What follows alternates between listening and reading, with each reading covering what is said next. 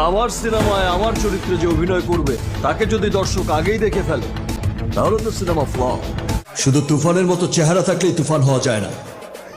তুফান হতে অ্যাটিটিউড লাগে, চোখের দৃষ্টি লাগে, অ্যাকশন, স্পিড সব লাগে।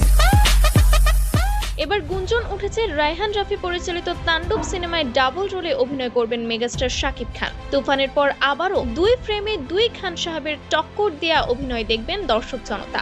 প্রতি নিঃশ্বাসে নাম তোমার লেখা। রায়হান রাফি পরিচালিত মেগাস্টার শাকিব খানের তাণ্ডব সিনেমা নিয়ে রীতিমতো দর্শকদের মাঝে আগ্রহের শেষ নেই। কে হবেন ভিলেন, কে হবে নায়িকা, আইটেম গানেই বা কে পারফর্ম করবেন, এইসব কিছু নিয়ে প্রতিদিনই নেট দুনিয়ায় তোলপাড় শুরু হয়ে যায়। দিল ভেলকি মারে আগুন জ্বালাই হাতা ভাজে নাচে শহর আমার সাজ। তবে এবার বড় সড়ো গুঞ্জন উঠেছে তাণ্ডব সিনেমায় 2টি ভিন্ন চরিত্রে অভিনয় করবেন টলিউড মেগাস্টার শাকিব খান, যা প্রকাশ্যে আসায় সিনেমা পাড়ায় রীতিমতো হইচই পড়ে গিয়েছে। নেপথে আসিস না, চলবি। এর আগে তুফান সিনেমায় শাকিব খানের ডাবল রোলে থাকলেও দুইজনের ফেস অফ তেমন একটা জমে ওঠেনি। সেই ধারাবাহিকতায় আবারও দুজন খান সাহেবকে এক ফ্রেমে পর্দায় উপস্থাপন করবেন হিট পরিচালক রায়হান রাফি। তবে এবার শাকিব খানের 2টি চরিত্রই থাকবে নেগেটিভ। একজন অভিনয় করবেন গ্যাংস্টারের ভূমিকায়, অন্যজন হাজির হবেন ভয়ঙ্কর ভিলেন রূপে।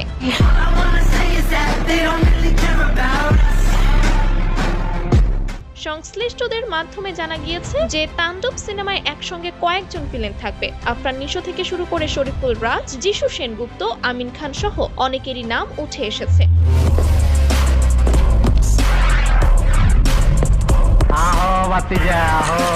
তবে এবার গুরুত্বপূর্ণ আপডেট হচ্ছে সিনেমায় এসব ভিলেন থাকলেও মেইন ভিলেন চরিত্রের শাকিব খানকেই দেখা যেতে পারে বলে ধারণা সিনেমা প্রেমীদের। সিনেমার শেষ কয়েক মিনিট পর্দায় ভয়ঙ্কর রূপে হাজির হবেন দ্বিতীয় এই শাকিব খান, আর তিনিই হবেন তাণ্ডবের মেইন ভিলেন।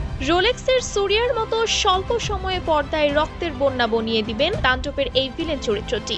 তুফান পোষ মানে না, পোষ মানায়।